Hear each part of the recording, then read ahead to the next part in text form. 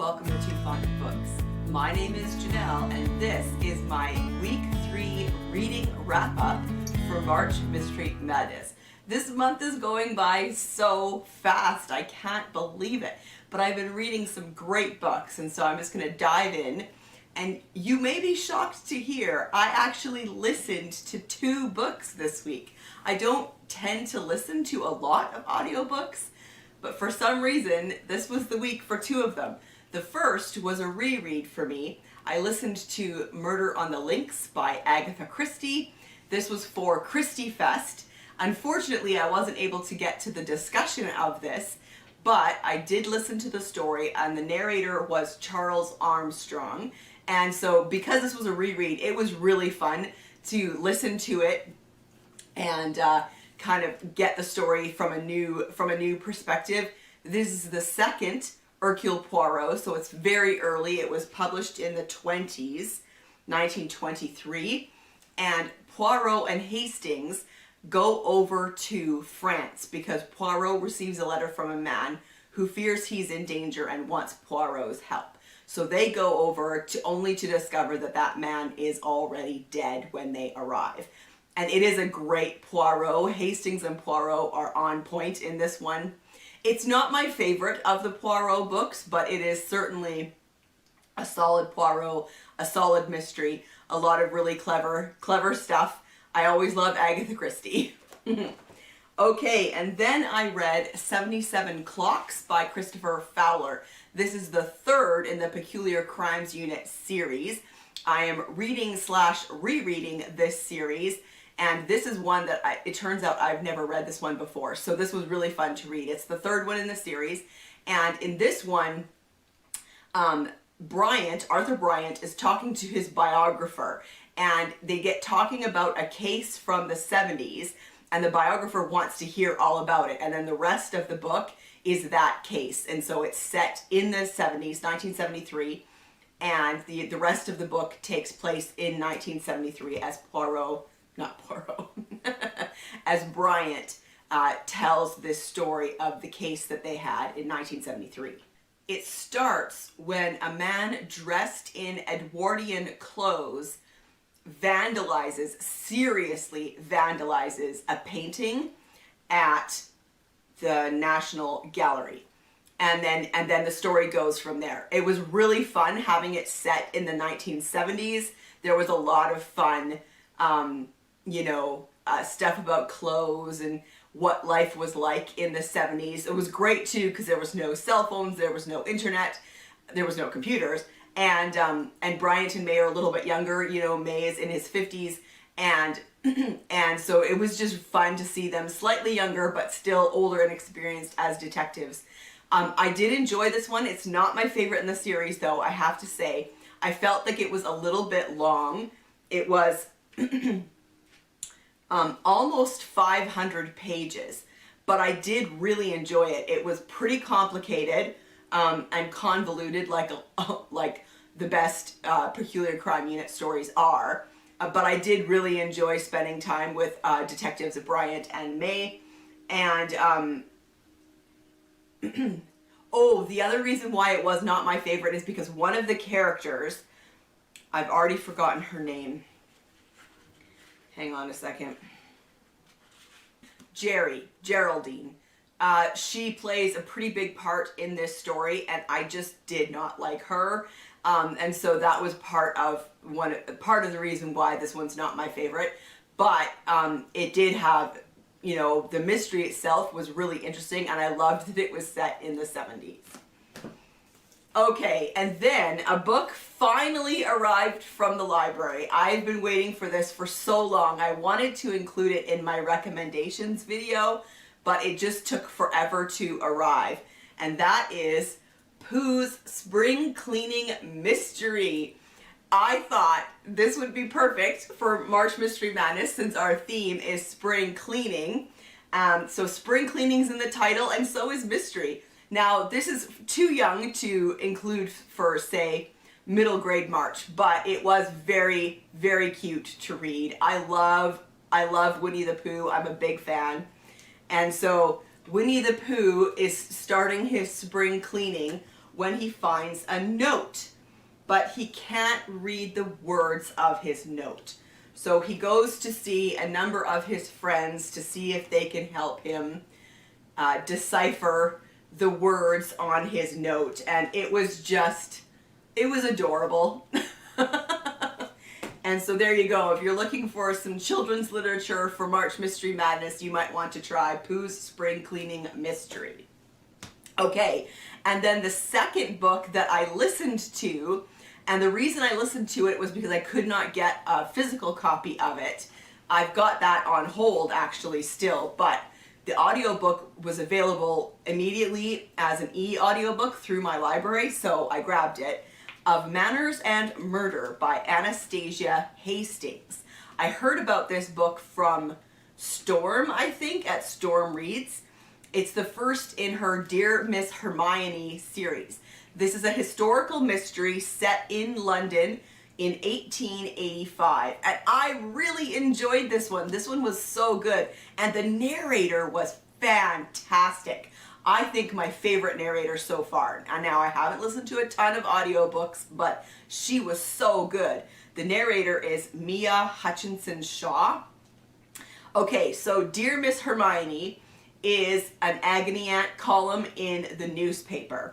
Our main character is Violet, and Violet and her sister Zephora are living with their aunt. They have lost both their parents, and Zephora is about 18, Violet's about 20, I think, and they are living with their aunt. And at the very beginning, their aunt goes away on a trip, and before she leaves, she tells Violet her big secret, which is that she is Miss Hermione. Violet is totally shocked by this. But then her aunt says, I need you to take over for me while I'm away. And so Violet takes over. She reads the letters that arrive for Miss Hermione, and then she sends replies. Well, there is a letter that really causes her a lot of concern. This woman is actually in fear of her life. And so Violet ends up going to the village where this woman lives, only to arrive during this woman's funeral. So I just really enjoyed this one. I loved the setting, I loved the time period, and Violet was a fantastic character. She was spunky. She understood the limitations of her role in society and yet balked against them when she could. She was just fantastic. It was told in the first person from Violet's perspective, and then periodically we got chapters from Zephora's perspective, her stepsister. And Zephora is kind of that classic annoying teenager that just does stupid things. But I really did enjoy this one, and so I really hope that there will be more coming from this series. Okay, and then I read A Trace of Poison by Colleen Cambridge. This is the second in her Phillida Bright series.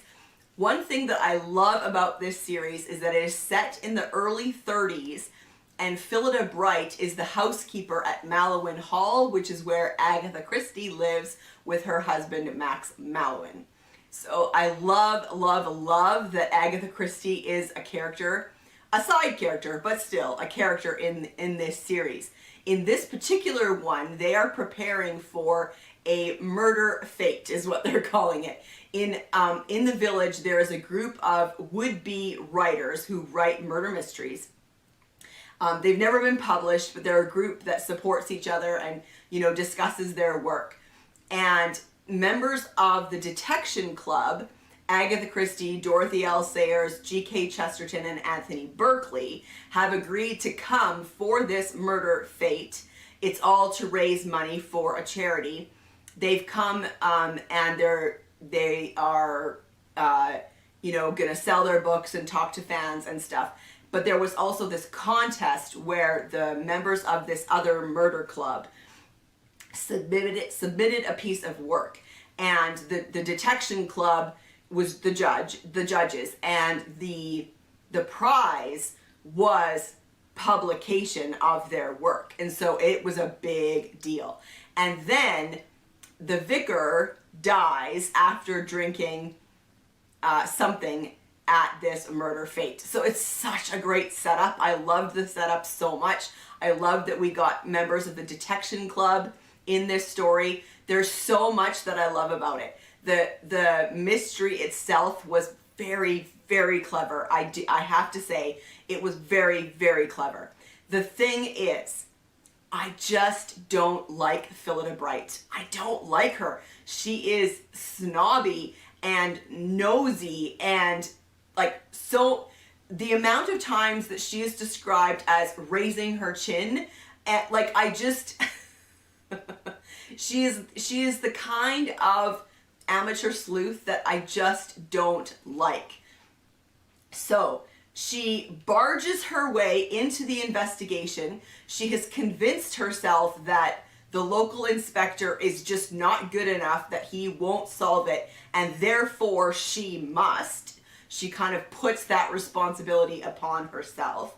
And then she receives a phone call from the housekeeper of the vicar who died with some very, very, very pertinent, serious evidence information. And instead of telling the inspector, who is currently in the house, she just goes and deals with it herself. Now, eventually she does tell the inspector, but I mean, come on, right? And then, like, this was evidence related to cause of death. It was serious.